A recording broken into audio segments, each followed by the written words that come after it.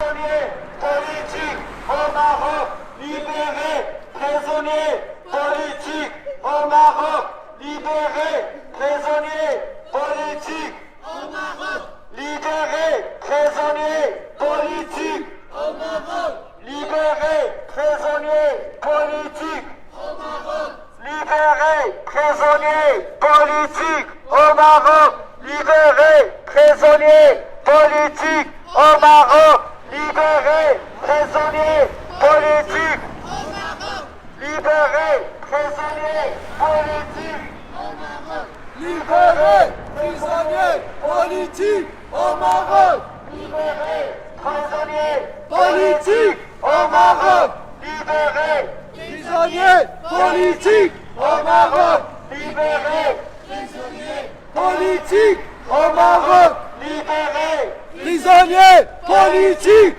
au Maroc, libérés, prisonniers politiques au Maroc, libérés, prisonniers politiques au Maroc, libérés, prisonniers politiques au Maroc, libérés, prisonniers politiques au Maroc, libérés, prisonniers politiques au Maroc, libérés, prisonniers politiques au Maroc, libérés, prisonniers politiques au Maroc, libérés, prisonniers politiques au Maroc, libérés, prisonniers politiques au Maroc, libérés, prisonniers politiques au Maroc, libérés, prisonniers politiques au Maroc. Alors bonjour à toutes et à tous.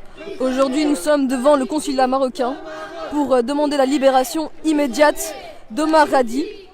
Omar Hadi qui est journaliste militant et membre fondateur du comité de soutien aux prisons politiques du Irak du RIF. Il a été arrêté et poursuivi en état d'arrestation pour un tweet datant d'il y a 9 mois dénonçant les jugements à l'encontre des prisonniers politiques du Irak du RIF. Il sera jugé ce 2 janvier. Et donc là, les personnes demandent sa libération. Assez de misère, assez de répression, liberté, démocratie pour le peuple marocain. Assez de misère, assez de répression pour le peuple marocain. Assez de misère, assez de répression, liberté, démocratie pour le peuple marocain. Assez de misère, assez de répression, liberté, démocratie pour le peuple marocain. Assez de misère, assez de répression, liberté, démocratie pour le peuple marocain. Assez de misère. Alors n'hésitez pas à partager ce live. Liberté, démocratie pour le peuple marocain. Assez de misère, assez de وهي اللي حكمنا مافيا وهي اللي حكمنا مافيا وهي واللي حكمنا مافيا وهي اللي حكمنا وهي اللي حكمنا وهي عليك امان عليك امان لا حكومة لا برلمان عليك امان عليك امان لا حكومة لا برلمان لا حكومة لا برلمان عليك الامان عليك الامان لا حكومة لا برلمان عليك الامان عليك الامان لا حكومة لا برلمان عليك الامان عليك الامان لا حكومة لا برلمان الهوى والامريكان لا حكومة لا برلمان الهوى والكيان عليك الامان عليك لا حكومة لا برلمان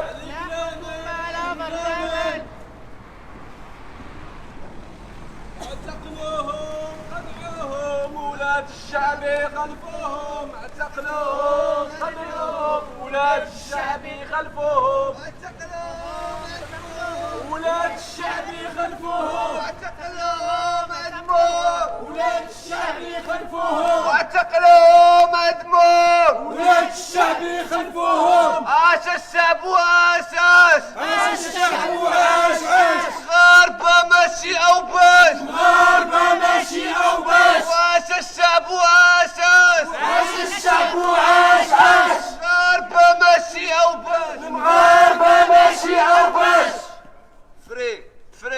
فري عمر الرادي فري عمر الرادي فري عمر الرادي فري عمر الرادي فري سيمون قناوي فري سيمون قناوي فري سيمون قناوي فري سيمون قناوي فري عمر الرادي فري عمر الرادي فري عمر الرادي حقوقي دم في عروقي لن انساها ولو اعدموني حقوقي دم في عروقي لن انساها ولو اعدموني حقوقي دم في عروقي لن انساها ولو اعدموني حقوقي دم في عروقي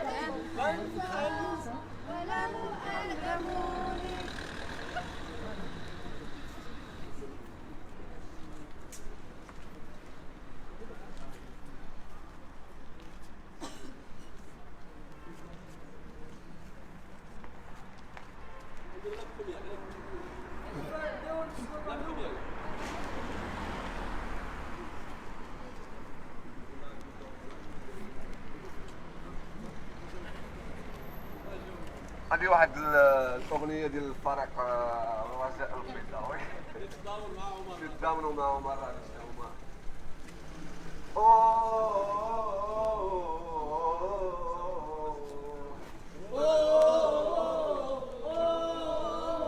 في بلادي ظلموني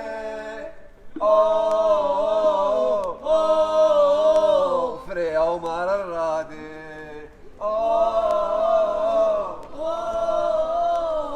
بلادي ظلموني فري عمر الرادي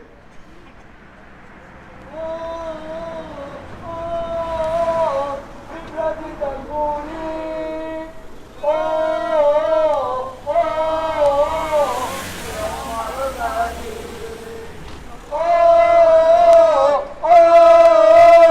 في بلادي ظلموني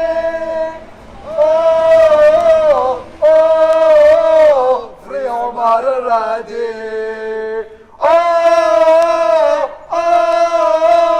فري سيمون قناوي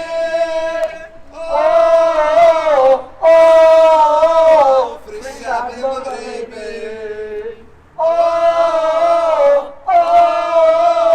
في بلادي ظلموني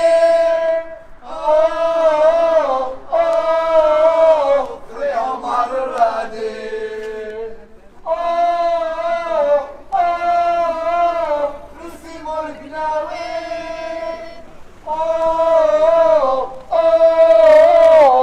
الشعب المغربي 1 2 3 فري عمر الرادي 1 2 3 فري عمر الرادي 1 2 3 فري عمر الرادي 1 2 3 فري عمر الرادي 1 2 3 فري عمر الرادي 1 2 3 فري عمر الرادي 1 2 3 1 2 3 فري الشعب المغربي 1 2 3 فري عمر الرادي 1 2 3 فري سيمون قناوي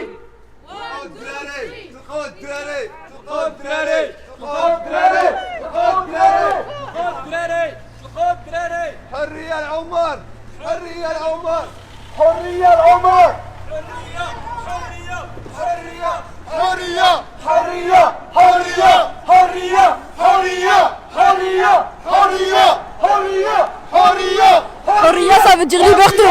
حرية حرية حرية حرية حرية حرية حرية حرية عدالة اجتماعية حرية كرامة عدالة اجتماعية حرية كرامة عدالة اجتماعية حرية كرامة عدالة اجتماعية واش الشعب واش واش الشعب واش الشعب واش الشعب مغاربة ماشي أو باش مغاربة ماشي أو باش مغاربة ماشي أو باش مغاربة ماشي أو باش الشعب يريد سراح المعتقل الشعب يريد سراح المعتقل الشعب يريد سراح المعتقل الشعب يريد سراح المعتقل الشعب يريد سراح المعتقل الشعب يريد سراح المعتقل الشعب يريد سراح المعتقل الشعب يريد سراح المعتقل الشعب يريد سراح المعتقل الشعب لا تنازل على القضية لا تنازل على القضية لا تنازل على القضية Ici, il y a Free Ali Arras.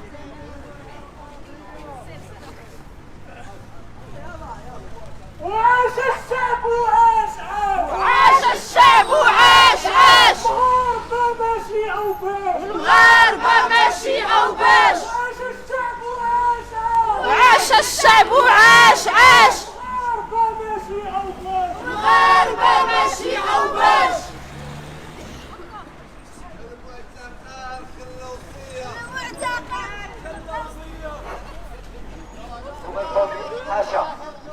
هذه حكومة حاشا هذه حكومة حاشا هذا برلمان حاشا هذه دولة حاشا هذه حكومة حاشا هذه برلمان حاشا هذه دولة حاشا هذا وزير حاشا هذا قنصل حاشا هذا وزير حاشا هذا قنصل حاشا وهي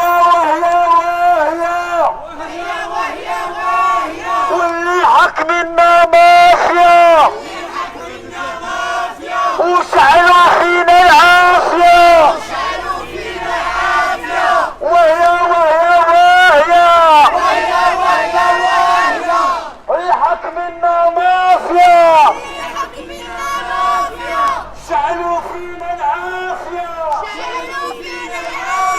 وعلي كمان علي كمان لا حكومة لا برلمان وعلي كمان علي كمان لا حكومة لا برلمان وعلي كمان علي كمان لا حكومة لا برلمان وعلي كمان علي كمان لا حكومة لا برلمان علي كمان علي كمان لا حكومة لا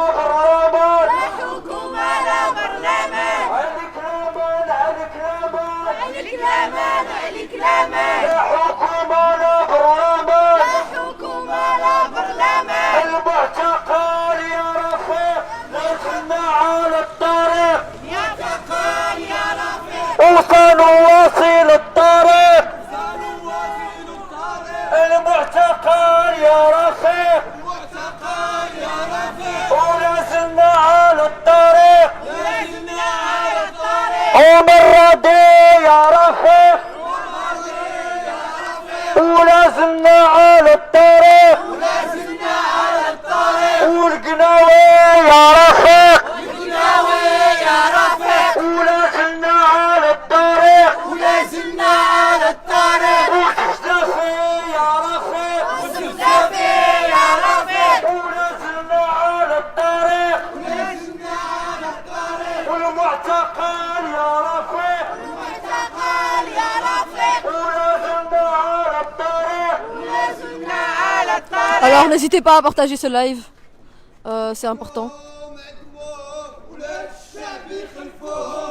اقتلوهم عدموهم ولاد الشعب يخلفوهم اقتلوهم عدموهم ولاد الشعب يخلفوهم اقتلوهم عدموهم ولاد الشعب يخلفوهم اقتلوهم اعتقلوهم ولاد الشعب يخلفوهم اقتلوهم عدموهم ولاد الشعب يخلفوهم اقتلوهم عدموهم ولاد الشعب يخلفوهم اقتلوهم عدموهم ولاد الشعب يخلفوهم Libérés, prisonniers politiques au Maroc. Libérés, prisonniers politiques au Maroc. Libérés, prisonniers politiques au Maroc. Libérés, prisonniers politiques au Maroc. Libérés, prisonniers politiques au Maroc. Libérés, prisonniers politiques au Maroc. Libérés, prisonniers politiques au Maroc. Libérés, prisonniers politiques au Maroc. Libérés, prisonniers politiques au Maroc. Libérés, prisonniers politiques au Maroc. Libérés, prisonniers politiques au Maroc. Libérés, prisonniers politiques au Maroc. Libérés, prisonniers politiques au Maroc. Libérés, prisonniers politiques au Maroc. De Bruxelles à Rabat. De Bruxelles, Résistance. de Bruxelles à Rabat. Résistance, résistance. De Bruxelles à Gérardin. Résistance, résistance. De Bruxelles à Casa. Résistance, résistance. De Bruxelles à Zagora. Résistance, résistance. De Bruxelles à Ibidé. Résistance, résistance. De Bruxelles à Rabat. Résistance, résistance. De Bruxelles à Hassama. Résistance, résistance. De Bruxelles à Gérardin. Résistance, résistance. De Bruxelles à Casa. Résistance, résistance. De Bruxelles à Rabat. Résistance, résistance. De Bruxelles à Hassama. Résistance, résistance. De Bruxelles à Gérardin. Résistance, résistance.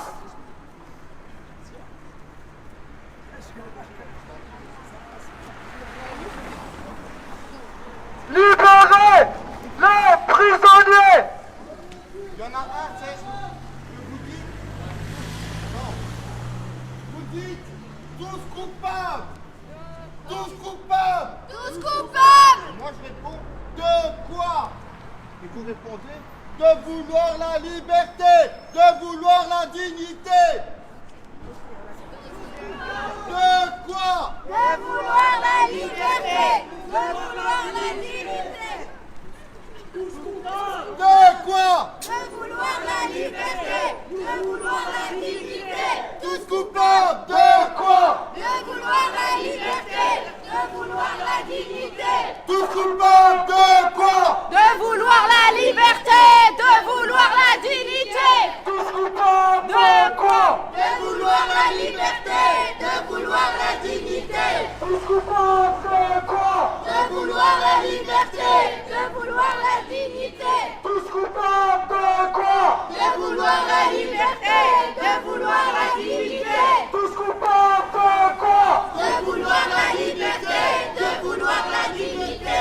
De vous tous coupables de quoi? De vouloir la liberté! De vouloir la dignité! Tous coupables de quoi? De vouloir la liberté! De vouloir la dignité! Tous coupables de quoi? De vouloir la liberté! De vouloir la dignité!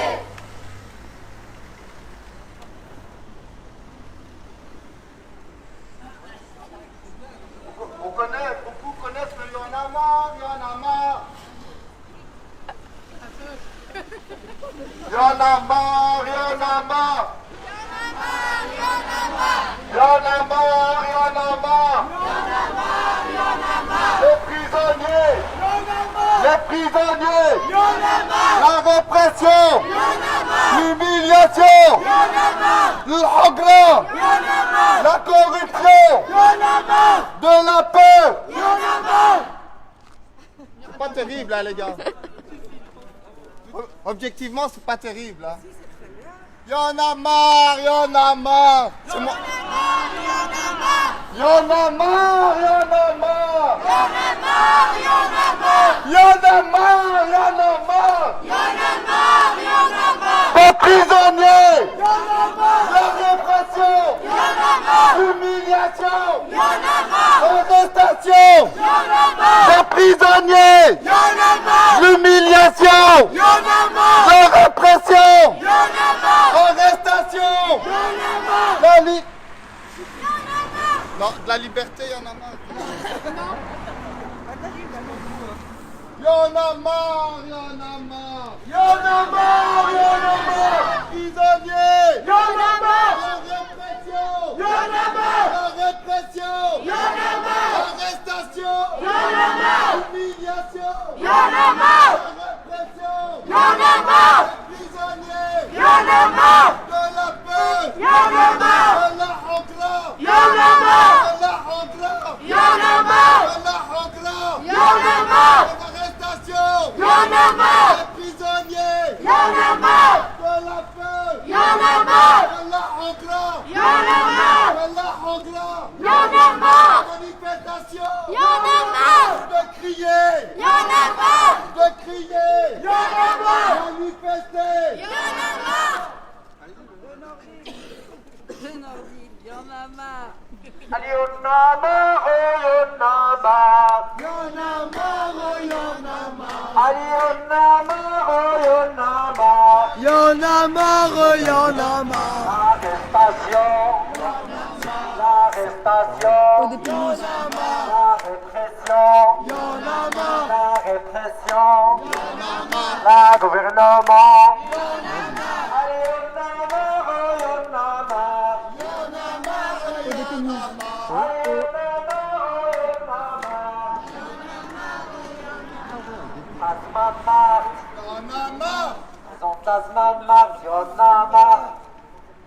واك واك على شوها واك واك على شوها فينا والبراكة فينا والبراكة البرلمان والهرماكة البرلمان والهرماكة شوفوا مغرب الشوها شوفوا مغرب الشوها فينا والبراكة فينا والبراكة البرلمان والهرماكة البرلمان هذا مغرب الشوها هذا مغرب الشوها الفيلا والبراكة الفيلا والبراكة اعتقالات والهرماكة اعتقالات والهرماكة هواك واك على شوها هواك واك على الشوها الفيلا والبراكة الفيلا والبراكة الاعتقالات والهرماكة اعتقالات والهرماكة شوفوا مغرب الشوها شوفوا مغرب الشوها الفيلا والبراكة الفيلا والبراكة الاعتقالات والهرماكة الاعتقالات والهرماكة هذا مغرب الشوها هذا مغرب الشوها الفيلا والبراكة الفيلا والبراكة الاعتقالات والهرماكة الاعتقالات والهرماكة هواك واك على شوها الفيلا والبراكة الفيلا والبراكة البرلمان والهرماكة هذه إدارة هذه إدارة هذا مغرب هذه إدارة هذا مغرب هذا برنامج هذه وزارة هذا مغرب هذه إدارة هذا سفير هذا قنصل هذا مغرب هذه وزارة هذا سفير هذا قنصل حقوقي حقوقي دم في عروقي ولو أعدموني حقوقي حقوقي لن أنساها ولو أعدموني حقوقي دم في عروقي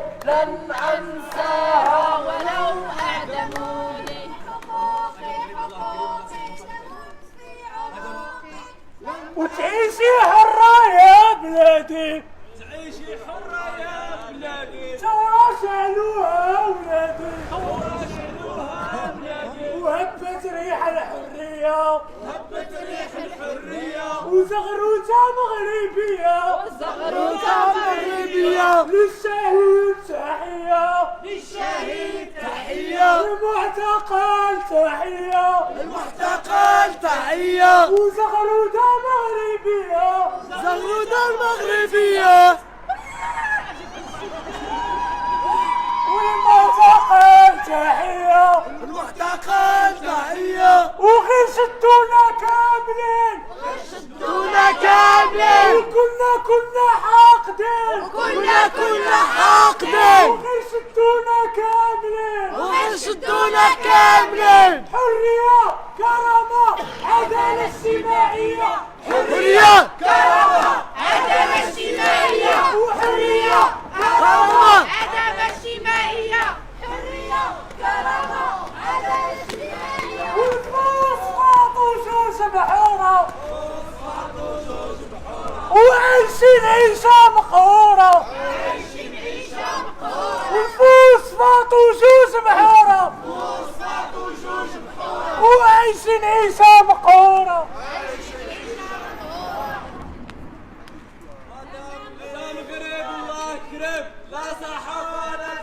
هذا مغرب الله يكرم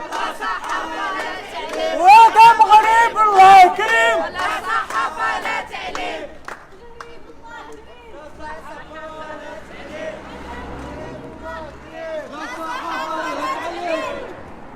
المغرب الجديد المغرب القامع والتشريع المغرب الجديد المغرب القامع والتشريع هذا المغرب الجديد هذا المغرب الجديد هذا المغرب الجديد Donc pour ceux qui viennent de venir, nous sommes devant le consulat marocain pour demander la libération immédiate d'Omar Radi. هذا المغرب الجديد المغرب القامع والتشريع شوفوا المغرب الجديد المغرب القامع والتشريع شوفوا المغرب الجديد Ainsi que la libération des prisonniers politiques du Maroc. هذا المغرب الله كريم لا صحافة لا تعليم هذا المغرب الله كريم لا صحافة لا تعليم هذا شوف هذا مغرب الله كريم لا صحة لا تعليم هذا مغرب الله كريم هذا مغرب الله كريم لا صحة لا تعليم هذا مغرب الله كريم هذا مغرب الله كريم لا صحة لا تعليم لا تعليم وغتشعل غتشعل وغتشعل غتشعل هي نار قوية غتشعل هي نار قوية غتشعل هي نار الجماهير وهي نار الجماهير وغتشعل غتشعل غتشعل غتشعل وغتشعل غتشعل غتشعل غتشعل وهي نار قوية غتشعل هي نار قوية غتشعل وهي نار قوية غتشعل هي نار الجماهير الشعب يريد سراح المعتقل الشعب يريد سراح المعتقل الشعب يريد سراح المعتقل الشعب يريد سراح المعتقل الشعب يريد سراح المعتقل الشعب يريد سراح المعتقل الشعب يريد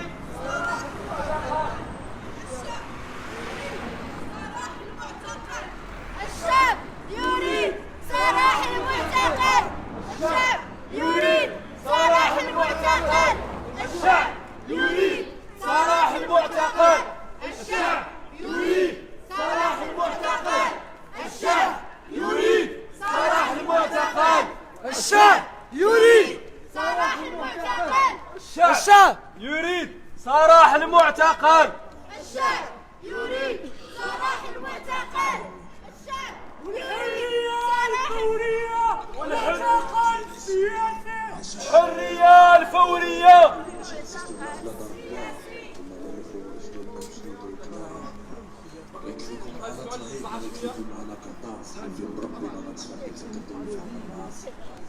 جيتش نلحس ولا نعيش جيت نعطيك القنبول لا ما قادش تحس بهضرتي يلا نحاوزول شي كيخاف نهضرتنا وشي كيخاف لساننا ما عارفيناش باللي مذبوحين والازمه اللي مهضرانا انا نبقى الصح انا المذبوح انا المهضوم انا المواطن المغربي اللي عمقت وجرحو نتوم انا اللي بايعت وتباعيت انا اللي تيقت وتخانيت انا اللي جبت الاستقلال وعمري فيه ما حسيت انا الام اللي مات ولادها في البحر يا ما بكيت انا الافلام في الحداده وولادي طحيت انا المواطن المقهور انا الدرويش القبور انا المنجز المضروب انا المتعاقد المنبوذ انا الموظف اللي ربيته بقطاعات مخلوق انا الحر اللي مر الكريه مشدود انا الميتي اللي كان حلم مزيان الريف انا الجبل اللي خليته قدامه في الكيف انا تسولني على الثروه شكون اللي كلا فينا المال شكون مستافد من جوج بحور ومقالي على الرمال شكون طاحن الفلوس كيتبع الشركات الكبرى شكون طاحن الكلاب تخيل والباقي كيقلب على القروه خير الشريف عاصفنا والخريف الا كنا 40 مليون كنسير عكري بالسيف كنعمر بالوطن كيما الوطن كنموت على الشعب 2020 ما غيبقاش الفقر حيت كلشي غيهرب الشعب واش اللي درويش يما راني فاقد كي بغيتيني ما ندويش شربونا بالحشيش ودمرو حياتنا بالفانين من احلامنا ولادك ما باش نبقاو ليهم غير عبيد الشعب واش اللي درويش يما راني فاقد كي بغيتيني ما ندويش شربونا بالحشيش ودمرو حياتنا بالفانين من احلامنا ولادك ما باش نبقاو ليهم غير عبيد باغي والو من هاد البلاد باغي غنرتاح باغي التعادل وما ناكل وربحوا بالرباح طحنا الياس من النجاح وضحينا بالصياح باش عديونا وطلبونا نطلبوا منكم السماح جيت للدنيا لقيت والديا مفرشين كاش على الدس وفوت مارا مكرفس وملي كتجوع باش تدس وكبرنا باتاي والخبز ونهار المزوهر نعدس لوبي وحمص ما شبعاني تاقص وما عندي ما نلبس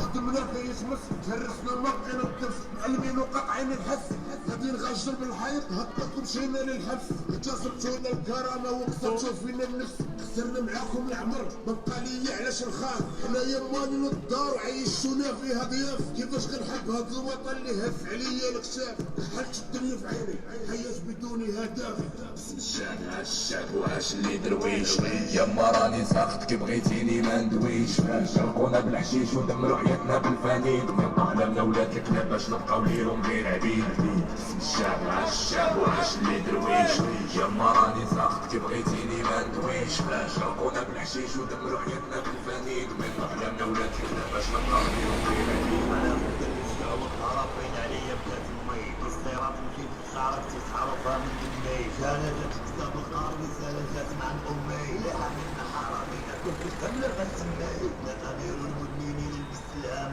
الإسلام مستشار وعرقيوني. Alors on est au consulat du Maroc à Anderlecht. اللي شدنا يعرفوها والدين وانت غير نساء قلبونا سادسونا حاكمنا ظالمونا لا بالكساوي قمعونا عطيونا حقنا فاتت ولا جمعونا وعدمونا اعطيني حقي ولا شرشبتيني فيا سلاح الموت الله الوطن تانت يمشي هذا شعار ديال الخوت هذا شعار ديال الخوت قلت لك راجع سمتيك عندك هاوية وين تموت قلبي الخوف موال احد ماشي ديكتاتور مكبوت هاني العب خفيف بل بلا ما نزيد نتقاد هادو ثلاثة اللي في البلاد دايرين كيف الدروس العقاد كمنا كاع ما نساوي والو غير بوليت وسقاد غير خذونا غير عدمونا ودخلونا بحرب الحجار والتخكار يلا يهضر باسم الشعب وقال العيب اللي حاكمك اسلامي متطرف قالوا ارهابي وغادي ساد شاف الخير غادي تلقى لا تشدو لها غير كساد نهار شدو زمام الامور تعاود شديلي 5 دراهم يا اللي خايف يروح الشعب واش اللي درويش يما راني ساخط كي بغيتيني ما ندويش شرقونا بالحشيش ودمرو حياتنا بالفانيد من احلامنا ولاد الكلاب باش نبقاو ليهم غير عبيد الشعب واش اللي درويش يما راني ساخط كي بغيتيني ما ندويش شرقونا بالحشيش ودمرو حياتنا بالفانيد من احلامنا ولاد الكلاب باش نبقاو ليهم غير عبيد Libérez Omar! Libérez Omar! Libérez Omar!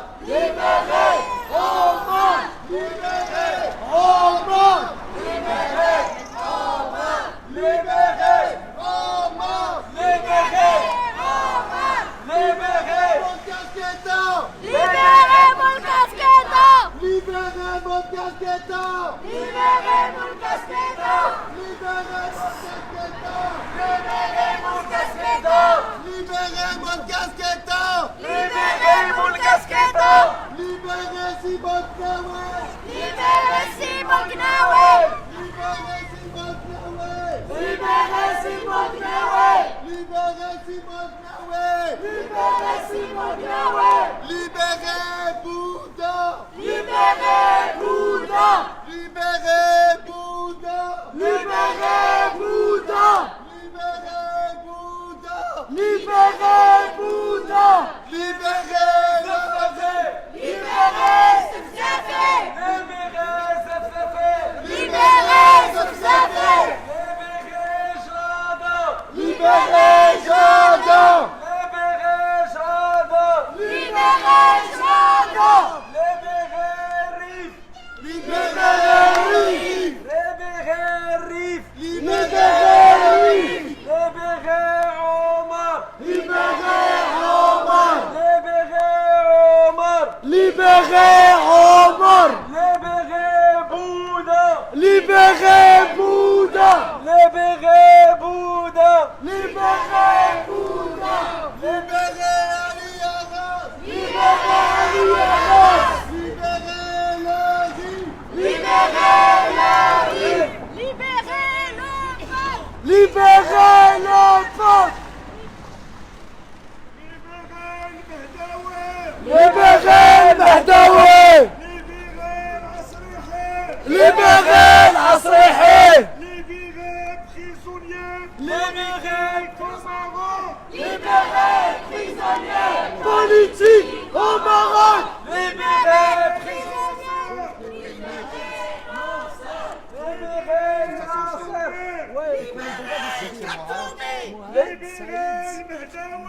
Libérez Mahdaoui. Libérez le peuple. صلاح المعتقل. الشعب يريد صلاح المعتقل. الشعب يريد صلاح المعتقل. الشعب يريد صلاح المعتقل. الشعب يريد صلاح المعتقل. الشعب يريد صلاح المعتقل. الشعب يريد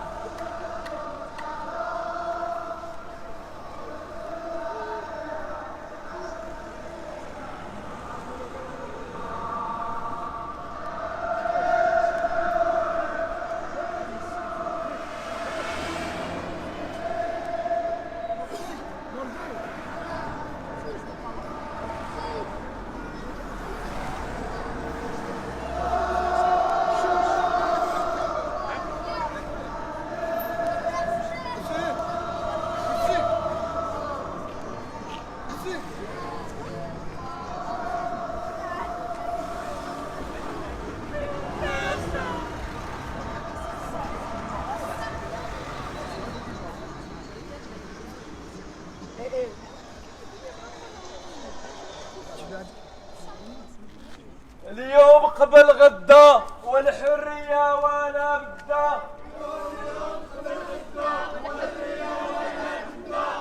اليوم قبل غدا الحرية وانا بدا. اليوم قبل غدا اليوم قبل غدا الحرية وانا بدا. عدالة اجتماعية حرية كرامة. عدالة اجتماعية حرية كرامة. عدالة اجتماعية حرية كرامة. عدالة اجتماعية حرية كرامة.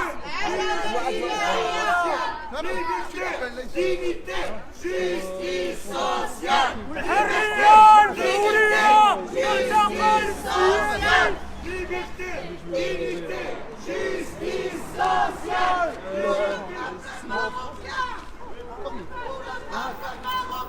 Pour le peuple marocain. وعاش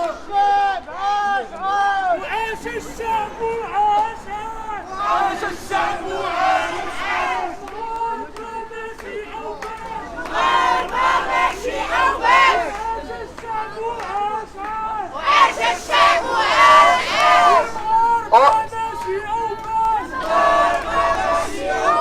الحرية ثورية المعتقل السياسي.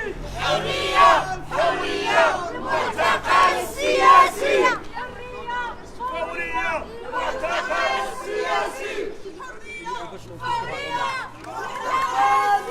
السياسي. حرية ثورية المعتقل السياسي. حرية ثورية المعتقل السياسي. حرية ثورية. المعتقل السياسي. On va donner le micro. On va donner le micro à Mourad parce que c'est son arme. Donc je vais l'armer. شكرا. هاد الاغنيه بخاطر السيمو القناوي، بخاطر عمر، بخاطر الناس اللي لاباس كنت حتى وانا في الحبس. باسم الانسان وحب الاوطان ابدا كلامي. عسست الحيوان وامنت بالعصيان. سامحيني امي بسبب الطغيان. وراء القطبان تهمتي قلمي. ارادونا خرفانجه جواري وغلمان مفتحهم كمانجه.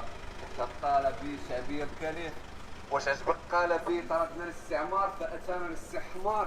بين العجبي تنكرت من اصلي فلست عربي حر مغربي. كلام عن الشرف كلام عن الطرف. الكوت هو الممنوع.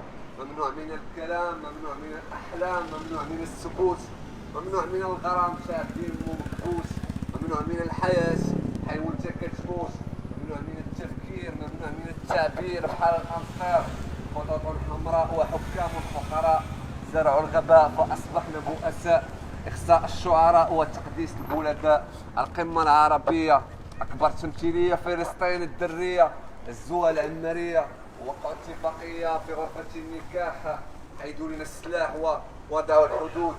حكموا لنا الشركات وغرب التليكوم. فري ولا الشعب. الشعب تحياتي. شكون اللي ياخذ شكون اللي باغي كنا حاقدين. كنا حاقدين. وغشتونا كاملين. وغشتونا كاملين. كنا حاقدين. كنا حاقدين. وغشتونا كاملين. وغشتونا كاملين. وعاش الشعب وعاش عاش. وعاش الشعب وعاش عاش. وعاش الشعب وعاش عاش. وعاش الشعب وعاش عاش. وعاش الشعب وعاش عاش. المغاربة ماشي أو باش. On va donner la parole maintenant à notre frère Saïd de la Voix des Sans-Papiers. Celui qui est passé avant, c'est Mourad, pour ceux qui ne connaissent pas. Quand je disais que le micro, c'est son arme, c'est que c'est un rappeur. Ceux qui ne le connaissent pas, je vous invite à YouTubeiser, on dit, ou Googliser. Saïd, s'il te plaît. Ouais, chers amis, merci de nous donner la parole. Tout simplement, on est là, on participe dans cet rassemblement pour rappeler et dénoncer la situation des Marocains et surtout les Marocains sans papier qui se trouvent sur les territoires belges. Tout simplement, et vous le savez bien que même pas un mois, il y a un athlète marocain qui quitte le Maroc et qui jette les médailles dans l'eau. Et c'est pas la première fois qu'on voit vraiment des Marocains qui sont à haut niveau ou des Marocains en général qui quittent leur pays à cette manière-là. Alors, on peut dire de toute façon, en général, on peut dire le Maroc quitte le podium. Ça veut dire tous les Marocains qui sont aujourd'hui, c'est une valeur marocaine qu'on le jette soit dans les mers, soit dans d'autres pays comme on se trouve ici aujourd'hui, comme des migrants dans les territoires européens, tout simplement parce que c'est un résultat politique, une faiblesse politique dans nos pays. Ça veut dire qu'il y a la dictature qui nous fasse un politique pour répresser toute la population et aujourd'hui on voit ça. Alors, soit au RIF, on a vécu vraiment une période de 7 mois d'une manifestation pacifique et t'as le régime qui attaque ce mouvement tout simplement parce qu'il annonce, ils veulent que le moins de choses, l'école, l'hôpital, etc. de la vie. Et à la fin, on considère que cet régime qui attaque vraiment ce mouvement, comme il a attaqué d'autres mouvements, on peut parler sur le mouvement de l'association de droits de l'homme qui aujourd'hui une situation mal à l'aise au Maroc. Tout simplement, aujourd'hui on est là pour dénoncer cette politique fasciste, cette politique injustice, cette politique qui nous met vraiment dans ces situations. Soit les gens qui sont aujourd'hui en prison, les camarades de 20 ans, on sait bien que ce sont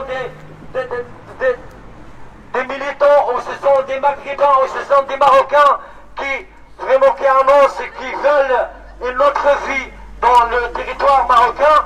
Et aujourd'hui, on veut passer deux messages à nos autorités ici en Belgique, qu'on est là, on va toujours se rassembler, se manifester et en même temps toujours être solidaires avec nos amis, nos camarades et nos frères et nos familles au Maroc. On va pas laisser l'affaire passer comme ça, on va pas laisser vous passer vos messages de télévision bien maquillés. Non, on va dénoncer la situation, on va dénoncer ce que vous faites à nos frères et à nos camarades au Maroc, on va dénoncer votre politique raciste et fasciste. Merci tout le monde d'être là et bonne continuation et on est là toujours.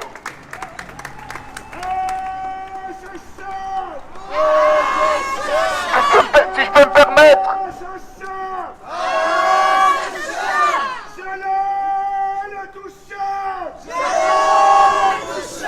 Alors l'adresse est rue des Vétérinaires 55 à Anderlecht. C'est au consulat du Maroc à Anderlecht.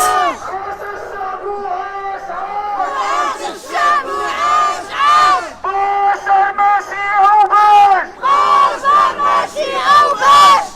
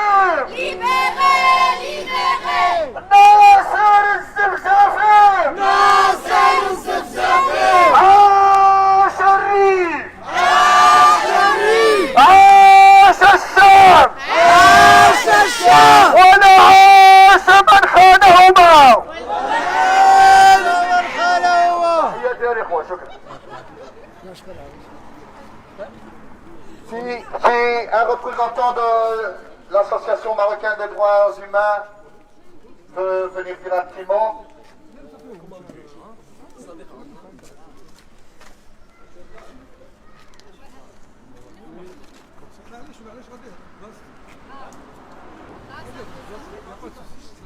On est tous là ce soir pour crier fort notre indignation et notre colère suite à cet arbitraire du régime marocain.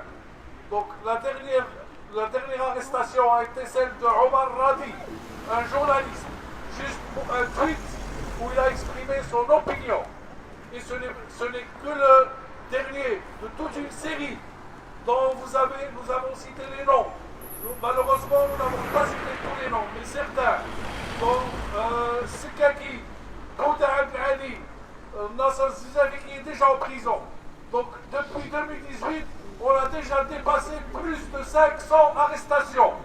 Je dis bien plus de 500 arrestations qui ont été répertoriées, poursuivies juste pour avoir exprimé une opinion qui n'a pas plu aux détenteurs du pouvoir au Maroc. Alors, nous crions hâte, il faut que ça cesse. Et comme mon prédécesseur l'a dit, donc, nous exprimons ici notre volonté d'accentuer les manifestations jusqu'à ce qu'on ait obtenu gain de cause, c'est-à-dire la libération de tous les prisonniers politiques dans les geôles du Marsel.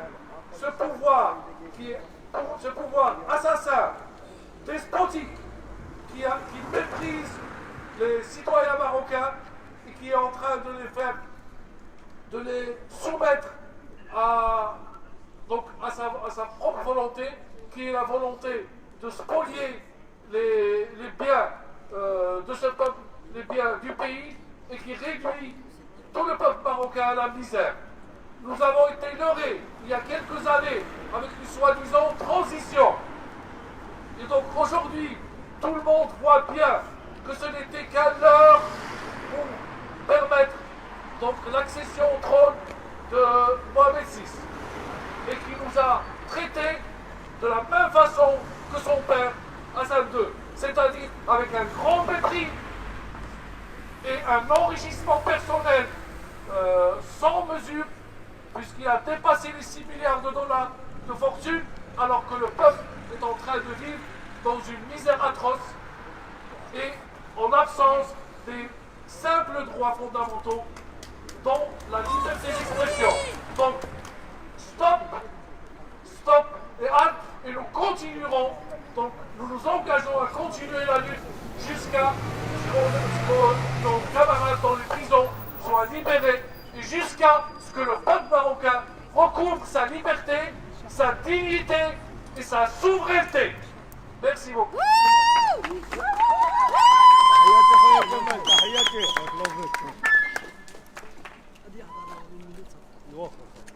Je veux parler en arabe.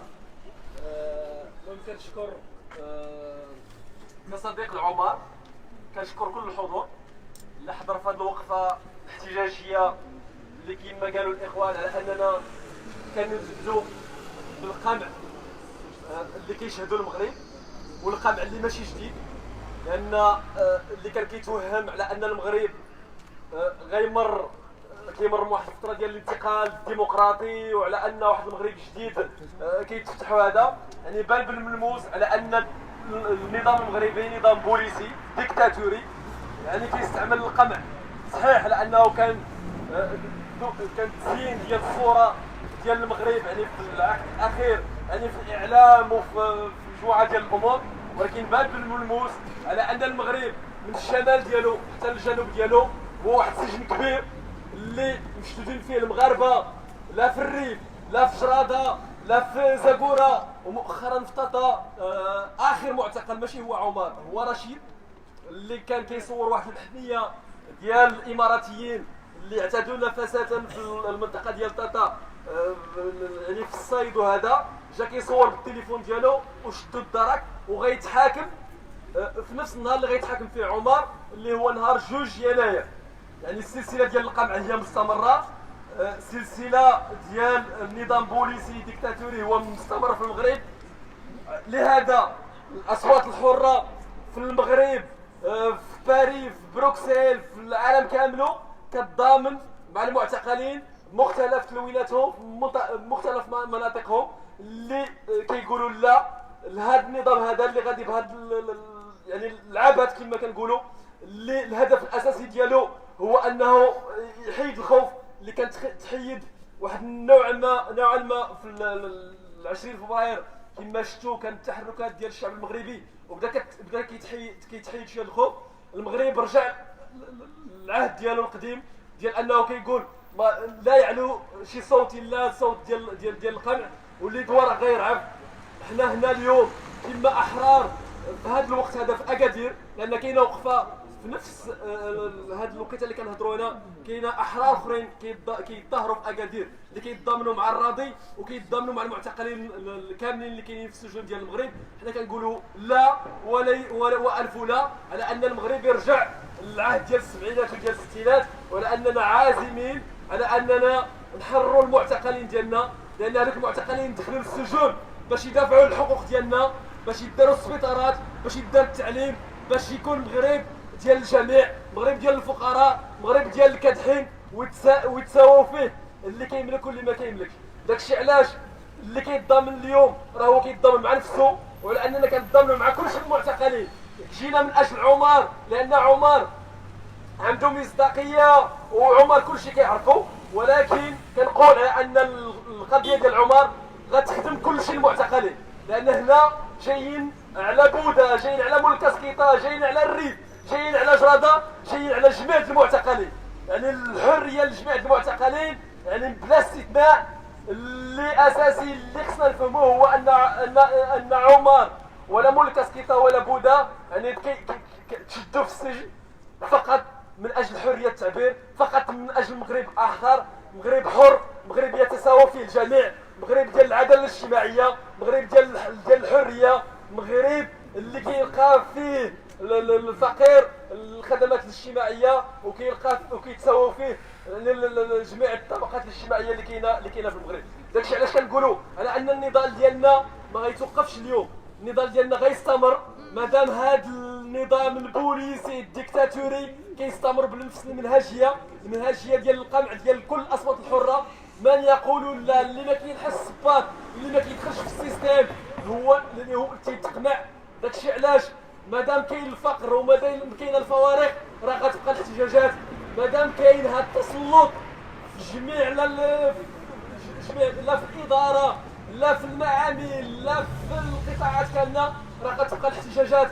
يعني لا في الشمال المغرب لا في جنوب المغرب لا في وسط المغرب الاحتجاجات غتبقى وغيعمروا السجون. ولكن حنا اكيدين انه غيجي واحد النهار اللي غنتحرروا من هذه القيود وغيكون المغرب ديال الكل ومغرب ديال العداله الاجتماعيه اللي غنقضيو فيه على الطغاة. يعني التاريخ لا يرحم، التاريخ لا يرجع الى الوراء، التاريخ دائما علمنا ان الديكتاتوريه مهما طالت دائما كيجي واحد النهار اللي كيتحاسب فيه الطغاة اللي كيحاسبوهم، يعني اللي كيحاسبهم الشعب. يعني التاريخ كامل ديال الدول ولا التاريخ ديال البشريه علمنا انه يقدر ان واحد الطاغي انه يطول في الطغيان ديالو، ولكن لا بد انه يجي واحد اليوم اللي غتوعى فيه الجماهير ويوعوا فيه المواطنين بانه لا منصه من تغيير ديال الموازين القوى وتغيير ديال النظام اللي حاكم يعني في المغرب وفي دول اخرى.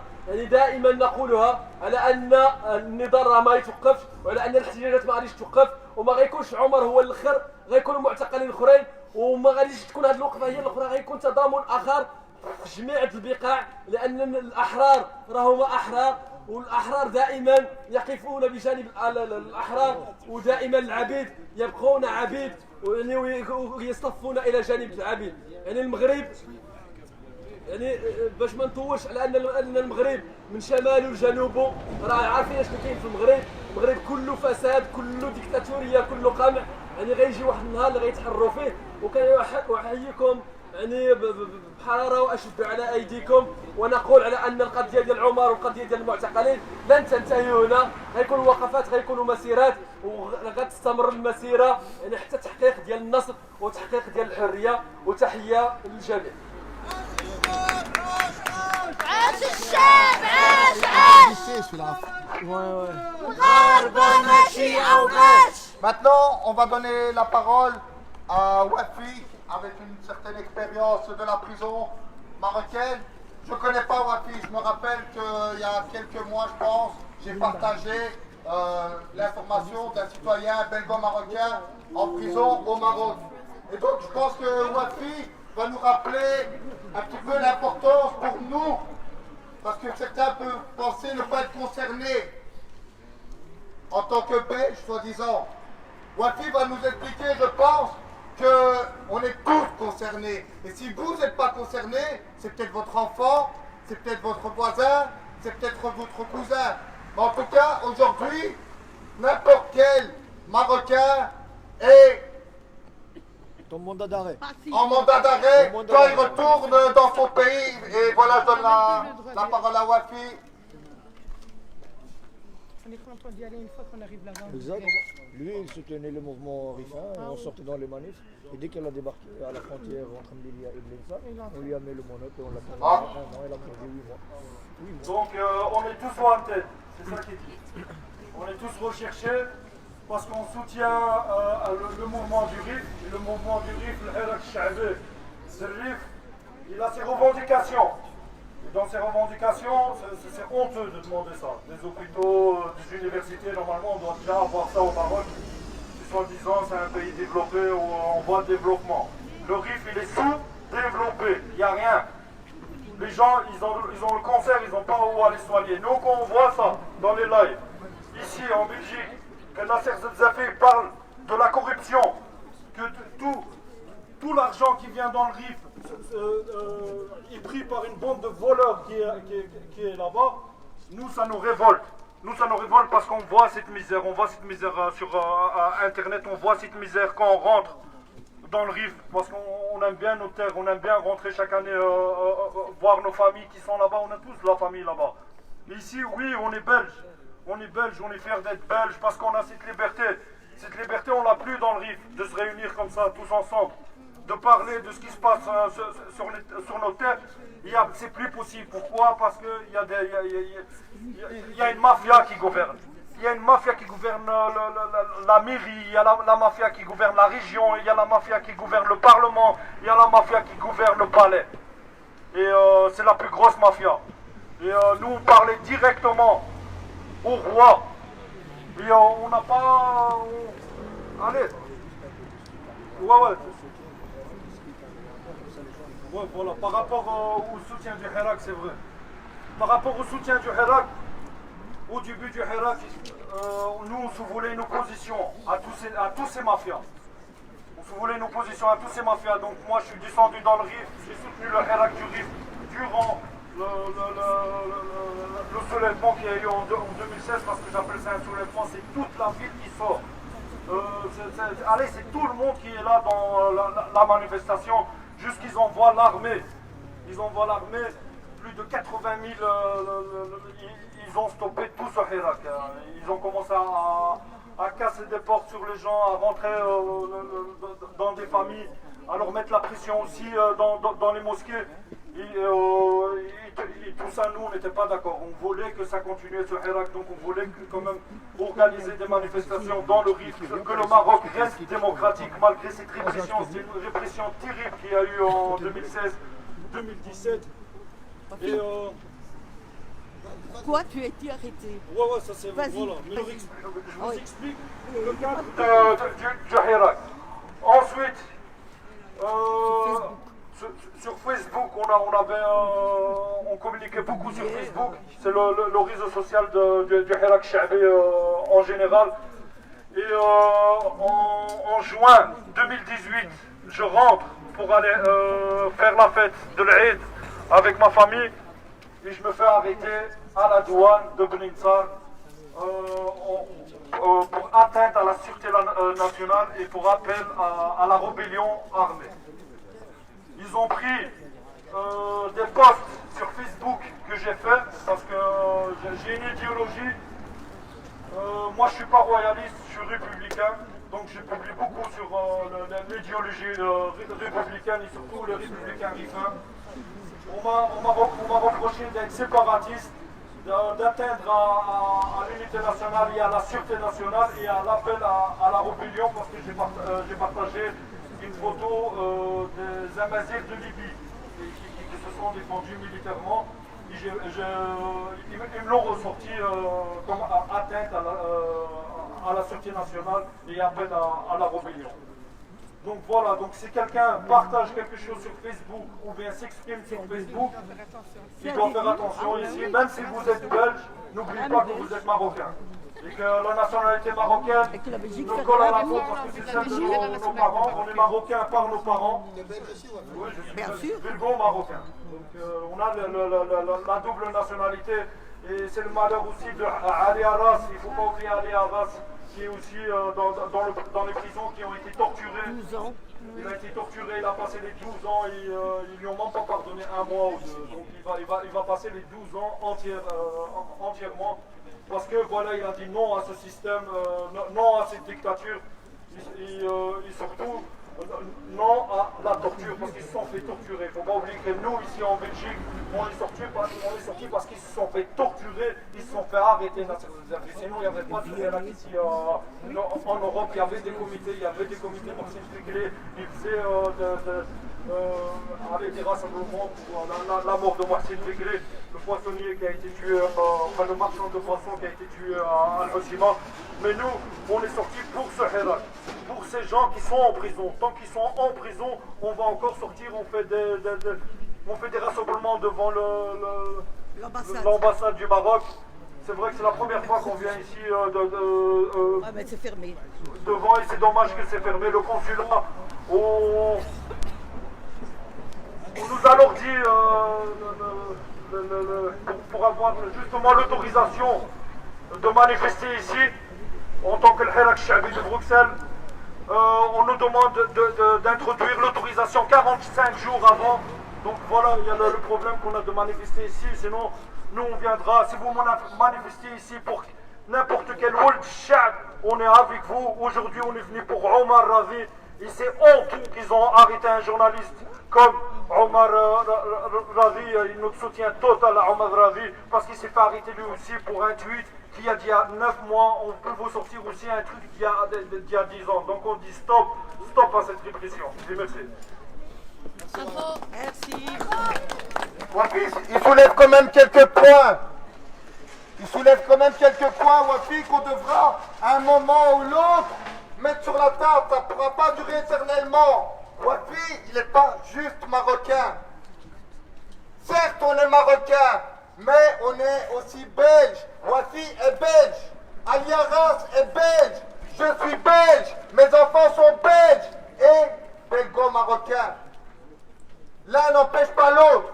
On peut être fier d'être belge. Personnellement, je ne suis pas fier d'être belge, ni fier d'être marocain. En fait, j'aurais pu être suédois ou chinois. Alhamdoulilah, je suis marocain et belge, c'est comme ça. Néanmoins, en tant que belge, à un moment, il faudra mettre sur la table la question de la binationalité. Est-ce que Wafi, tu as eu droit à l'assistance consulaire? Est-ce que tu as eu un coup de pouce des autorités belges? Non. À un certain moment, on devra poser politiquement la question. Est-ce que nous sommes réellement belges? Et oui, nous sommes belges parce que la constitution belge, elle ne met qu'une seule catégorie de belges. Et donc en tant que belge, on devra poser la question politiquement de l'assistance consulaire pour les Belges qui sont détenus au Maroc. On devra poser la question si le frère de Didier Reynders, qui est architecte et qui a des millions de projets au Maroc, je ne sais pas, influence la politique belge. Il faudra demander si les élus belgo-marocains, qui beaucoup ou certains vont passer des fêtes, inviter le gouvernement, si tout cela influence leur politique ici en Belgique. Il faudra demander à certains moments aux autorités belges, et particulièrement aussi aux élus belgo-marocains, qui un jour, je l'espère en fait, j'espère qu'un jour, un parlementaire belgo-marocain soit emprisonné. pour un puits. On peut rêver, je pense, mais en tout cas, voilà, on est là pour le Maroc, mais c'est pas normal que faut être honnête, c'est pas normal que dans une capitale comme Bruxelles, où on est plus de 200 000 Marocains, plus de 90% selon moi, et je pense que c'est ça, de rives, dont tous les détenus politiques, rifains au Maroc, ils ont de la famille ici en Belgique. Tous les rives du monde, ils ont de la famille ici en Belgique, ou à Amsterdam, donc à un certain moment, on devra mobiliser plus que ça. Aujourd'hui, c'est pas la première, c'est pas la dernière, et j'espère qu'on se réunira encore de manière unitaire. Arrêtez avec nos querelles qui veulent rien dire, de manière unitaire, au moins sous un mot d'ordre qui doit tous nous réunir. Libérez les prisonniers politiques au Maroc. Libérez les prisonniers politiques au Maroc. Libérez les prisonniers politiques au Maroc. Libérez les prisonniers politiques Au Maroc. Libérez les prisonniers politiques au Maroc. Libérez les prisonniers politiques au Maroc. Libérez les prisonniers politiques au Maroc. Libérez les prisonniers politiques au Maroc. Libérez les prisonniers politiques au Maroc. Pouvoir marocain. Pouvoir assassin. Pouvoir marocain. Pouvoir assassin. Pouvoir marocain. Pouvoir assassin.